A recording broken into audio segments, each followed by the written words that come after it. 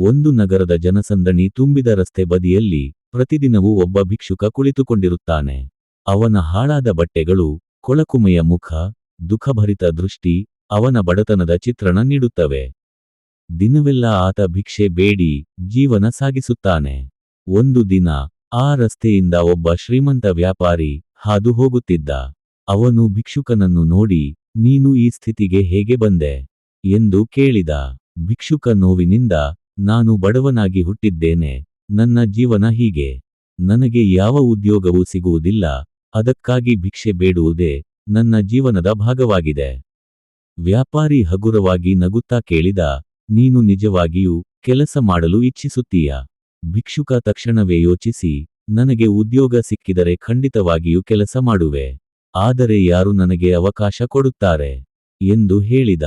ವ್ಯಾಪಾರಿ ತಕ್ಷಣ ತನ್ನ ಜೇಬಿನಿಂದ 500 ರೂಪಾಯಿ ನೋಟನ್ನು ತೆಗೆದುಕೊಟ್ಟು, ಈ ಹಣವನ್ನು ಸರಿಯಾದ ರೀತಿಯಲ್ಲಿ ಬಳಸಿ ನಿನ್ನ ಜೀವನವನ್ನು ಬದಲಿಸಿಕೋ ಎಂದನು. ಭಿಕ್ಷುಕ ಸಂತೋಷಗೊಂಡನು. ಅವನು ಈ ಹಣವನ್ನು ಉಪಯೋಗಿಸಿ ಹೋಟೆಲಿನಲ್ಲಿ ಚೆನ್ನಾಗಿ ಊಟ ಮಾಡಬೇಕೆಂದು ಯೋಚಿಸಿದ.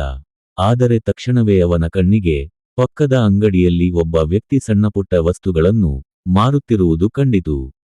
ಅವನಿಗೆ ಹೊಸ ಆಲೋಚನೆ ಬಂತು. ಅವನು 500 ರೂಪಾಯಿ ಬಳಸಿ ಕೆಲವು ತಿನ್ನಲು ಉಪಯುಕ್ತ ಪದಾರ್ಥಗಳನ್ನು ಖರೀದಿಸಿ ಅದನ್ನು ಅಲ್ಲೇ ಚೌಕದ ಬಳಿ ಮಾರಲು ಪ್ರಾರಂಭಿಸಿದ. ಸ್ವಲ್ಪ ದಿನಗಳಲ್ಲಿ ಜನರು ಅವನಿಂದ ಖರೀದಿಸಲು ಆರಂಭಿಸಿದರು. ನಿಧಾನವಾಗಿ ಅವನ ಬಳಿಯಲ್ಲಿದ್ದ ಹಣ ಹೆಚ್ಚಾಗತೊಡಗಿತು. ಸ್ವಲ್ಪ ತಿಂಗಳುಗಳ ಬಳಿಕ ಅವನು ಒಂದು ಸಣ್ಣ ಅಂಗಡಿ ತೆರೆಯುವಷ್ಟು ಹಣ ಸಂಗ್ರಹಿಸಿದ್ದ. ಅವನು ದಿನನಿತ್ಯ ಹಗಲು ರಾತ್ರಿಯೂ ಶ್ರಮಪಟ್ಟು ಕೆಲಸ ಮಾಡುತ್ತಿದ್ದ. ಒಂದು ದಿನ ಅದೇ ವ್ಯಾಪಾರಿ ಪುನಃ ಆ ರಸ್ತೆಯಿಂದ ಹಾದುಹೋದ. ಆತ ಆ ಭಿಕ್ಷುಕನನ್ನು ಕಂಡು ಆಶ್ಚರ್ಯಚಕಿತರಾದನು. ನೀನೇನು ಕೆಲವು ವರ್ಷಗಳ ಹಿಂದೆ ಇಲ್ಲೇ ಭಿಕ್ಷೆ ಬೇಡುತ್ತಿದ್ದವನಲ್ಲವೇ ಎಂದು ಕೇಳಿದ. ಆ ವ್ಯಕ್ತಿ ನಗುತ್ತಾ ಹೇಳಿದ, ಹೌದು, ನಾನು ಅದೇ ವ್ಯಕ್ತಿ. ಆದರೆ ನಾನು ನನ್ನ ಯೋಚನೆಯನ್ನೇ ಬದಲಾಯಿಸಿಕೊಂಡೆ.